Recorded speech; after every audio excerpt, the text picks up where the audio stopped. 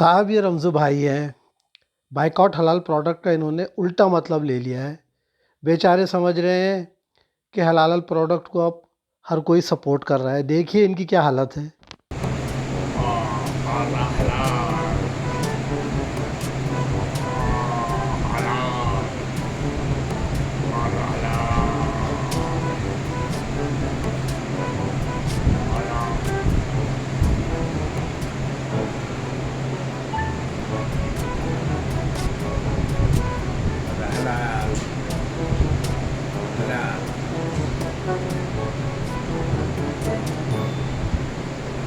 یہ حلال گوشت ہے؟ جی ہاں حلال ہے. اور حلال ہے اور پھر اتنا کڑک کیوں دکھ رہا ہے؟ یہ حلال ہے پھر اتنا کڑک کیوں دکھ رہا؟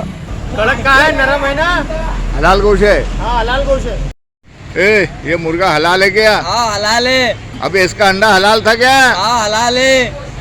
اس کے باپ کا نام معلوم ہے کیا؟ نہیں. ارے کیا پوچھا انڈے حلال ہے کہ نہیں؟ ہاں حلال ہے.